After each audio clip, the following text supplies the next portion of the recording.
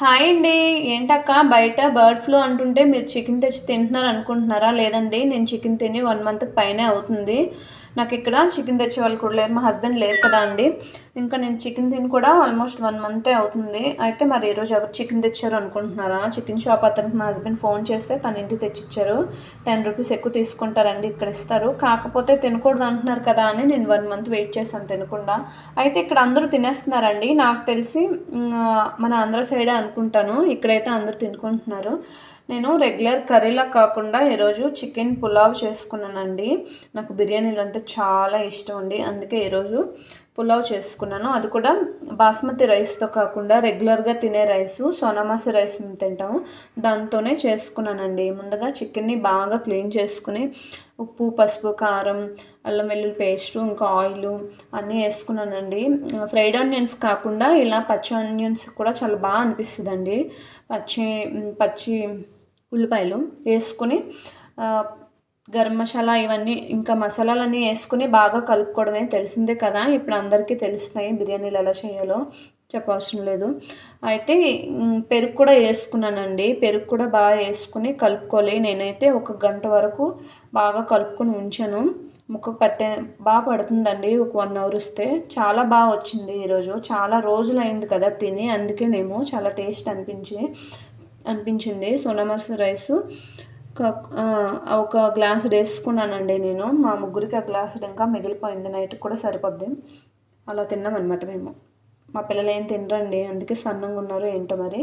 అయితే ఇంకో కళాయి పెట్టుకుని అందులో మన గరం మసాలాలన్నీ వేసుకొని, ఉల్లిపాయలు వేసుకోండి, బిర్యానీ ఆకు అన్నీ వేసుకొని బాగా కలుపుకొని, అందులో కొద్దిగా అల్లం వెల్లుల్లి పేస్ట్ కూడా నేను ఇందులో మళ్ళీ వేసుకున్నాను.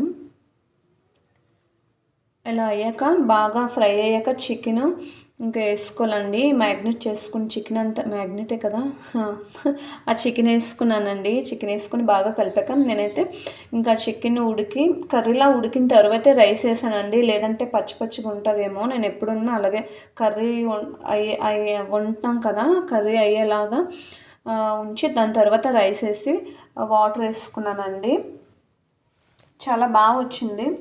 నాకైతే బాగా నచ్చింది. ఈరోజు టేస్ట్ వైజ్ అయితే సూపర్గా వచ్చింది. మీరు కూడా ట్రై చేయండి ఫ్రెండ్స్, చాలా బాగుంటుంది. ఇంకోండి ఇట్లా మొత్తం చికెన్ కర్రీ అంతా ఉడికేంత వరకు నేను అలా కలుపుతూనే ఉన్నానండి. లేదంటే అడుగు పట్టేస్తుంది కదా. బాగా కలుపుకుంటూ అలా వెళ్ళానండి. నాకు అసలు మ్యారేజ్ ఫస్ట్లో అసలు వంటలే రావు, ఇప్పటికీ పెద్దగా రావు అనుకోండి. అయినా పర్లేదు, కొద్దిగా నేర్చుకుంటున్నాను. ఈ యూట్యూబ్ దయ వల్ల ఇంకా కొంచెం కొత్తగా నేర్చుకుంటున్నానండి. ఇప్పుడు పుదీనా, కొత్తిమీర వేసుకున్నానండి. దాని తర్వాత రైస్ వేసుకున్నాను. ఒక గ్లాస్ రైస్కి నేనేంటంటే ఒక 1 అవర్ నానబెట్టాను కాబట్టి 1.5 వాటర్ వేసుకున్నానండి. చాలా బాగా వచ్చింది. ఇంతే ఫ్రెండ్స్, చాలా బాగా అనిపించింది నాకు కూడా. చూసారా, చాలా బాగా అనిపించింది. మా పిల్లలు కూడా బాగా తిన్నారు ఇష్టంగా. ఓకే ఫ్రెండ్స్, ఇంతవరకు నా వీడియో ఎవరైనా చూస్తే వాళ్ళందరికీ థ్యాంక్స్ అండి. మీరు లైక్ ఇవ్వండి, కామెంట్ కూడా చేయండి ఫ్రెండ్స్. అలాగే ఇది ఎక్కడి నుంచి చూస్తున్నారో కూడా, మీ విలేజ్ నేమ్ ఏంటో కూడా పెట్టండి. నాకు తెలుస్తుంది మీరు ఎక్కడి వరకు చూస్తున్నారో. బాయ్.